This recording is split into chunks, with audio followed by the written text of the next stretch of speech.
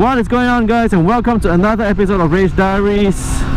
It's been a while and I finally have a chance to make another vlog, but this few weeks that has gone by has been a very eventful week for myself, and especially there's some news that going on that has to do with riders like us. And unless you're living in a cave or some other country other than Singapore, you would have already known about this, even if you're not a rider. And that is the stupid rule of ARF, which a lot of motovloggers has already covered, so I'm not going to talk much about that. But basically it's just an additional tax that doesn't really benefit anyone, and it's actually hurting a lot of riders who are buying bikes to find some, stress relief, and maybe even using it for work.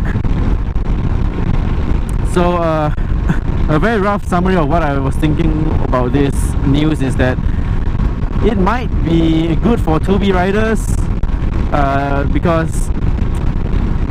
because our finance minister has mentioned that this ARF move will stop moving 10% of deregistered bikes COE to open category. So in theory we are getting more COEs to bid on, so that means more supply, which means lower price.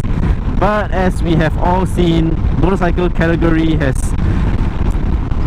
the price for motorcycle COEs has increased since the ARF, so it doesn't make sense at all. It's not helping anyone. It's not even helping the people who are buying bikes to make a living out of their bike by delivering. So if that's what you're aiming for, Minister, you're not going anywhere with this new rule, and you're pissing off a lot more riders. Because once you're a rider, you're either just riding for work, or you're riding it for fun, and when you're riding it for fun, you're definitely going to get a class 2 bike.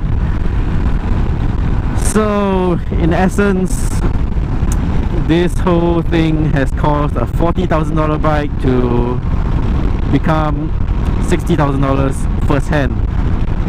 But the funny thing is that I found some second-hand owners, some second-hand sellers trying to sell their bikes with the hike of ARF, even though it's not even it's more than 1 year old. So it doesn't make sense at all. They're just taking this chance to increase the price of their sale for the personal owners. That's what I know of. But for bike shop wise, they don't really do any ARF hike. But in the first place, it doesn't make sense for second hand bikes to have ARF, because in the first place you didn't even pay for the ARF when you bought the bike, so you shouldn't be selling it with the ARF. So what does this mean to the motorcycling community? Basically it means that we are gonna see a lot lesser first hand bikes coming out, even though there are more class 2 riders, there might not be more class 2 bikes first hand. And 10 years later, the second hand bikes are going to be a lot more expensive, which in the long run is going to hurt the motorcycling community. I just don't agree with this move. It's not going to help anyone at all. The amount the government is going to earn from this tax is negligent in the whole big picture. So I don't know what is it doing, but fuck that. Fuck this shit. We can't do anything about it. We can just complain, sign the petition, which I don't think will even work, because since when did they even listen to the petitions? So you know what to do when GE comes. I'm just gonna leave it there, and you know what to do. So anyway, moving on, I changed my location of my work. It's not that I changed my job, it's just that I finished my training and I moved on to another place.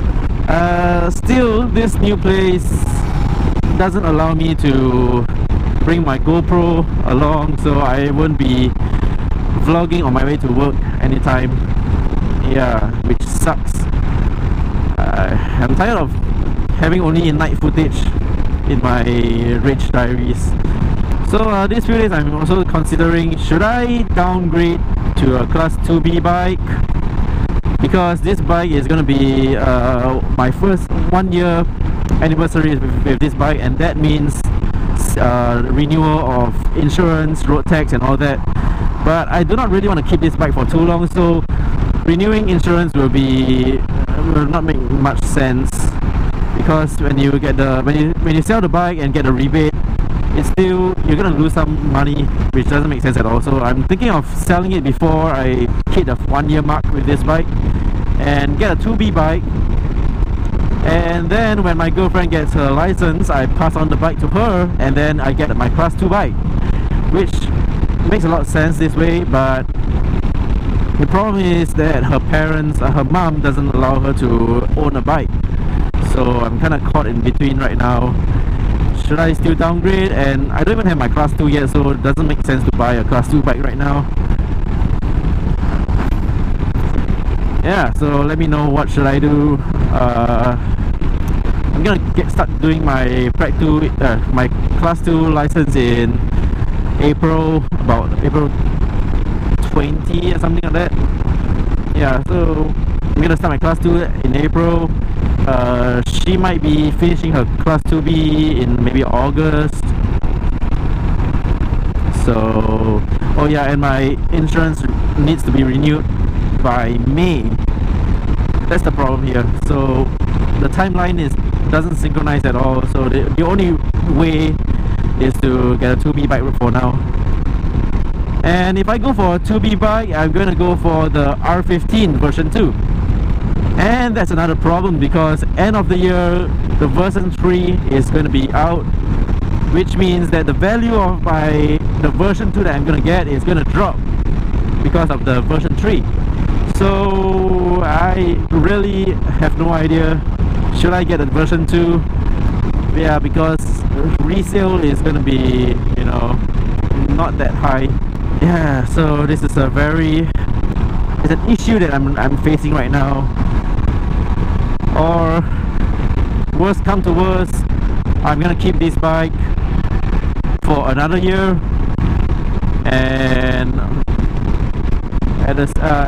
one thing good about this is that my insurance for my class 2 license will be, my class 2 bike will be lower, because it's gonna be 1 year since I got my class 2, and which means cheaper premiums. So that is also a good way to go. But at the same time, my girlfriend won't be able to ride because we won't have a 2B bike. Yeah, so problems, first world problems. Anyway, I'm putting this bike up for sale. You might see it already on Carousel. And I've done quite a few things, not much, but a few things right before I put it up for sale. Oh yeah, my bike broke down. That's something I didn't update about. My bike broke down, and the reason is because of the magnetic coil. It stopped charging because of the coil that burnt in 2 of the fingers. I'm gonna put a picture right here right now to show you what happened to the coil. It burned out and caused a short circuit inside, so it stopped charging the battery. The battery died. I tried to push that, it worked for a while, and then it died again. So I bought a new battery and tried to ride with that. I ride from Woodlands to Yishun, and then it died again, so I had to tow it. And yeah, it's not a very good experience. I had to push the bike in my army uniform, wearing a jacket so that no one knows I'm wearing an army uniform, even though my pants are still army uniform. So whatever, man. Sweating all over, pushing a bike. But yeah, at least I know how to push start the bike, so it helped a little bit. I got to ride from Yishun all the way to Woodlands before it finally died and totally could not start again. I'm gonna miss this bike when I sell it, definitely, because of the VTEC. It has been through an accident with me, and yeah, I'm kind of attached to every bike that I ride. My SP, I still miss it. I still miss the feeling of riding a two-stroke, especially my SP. The problems that it gives me, and DIY painting this bike and failing. Oh yeah, I've been through 3 paint jobs with this bike. So yeah, actually 4 paint jobs. That's a lot of paint jobs for 1 year of ownership. First it came red, and then I tried to DIY paint, spray painting it black. It turned out to be ugly, and I dropped the tank while trying to spray paint, so there's a dent here, and I eventually brought it to the shop to spray it properly, and it became black with 2 orange stripes, as you guys remember. And then got into an accident. Now it's blue.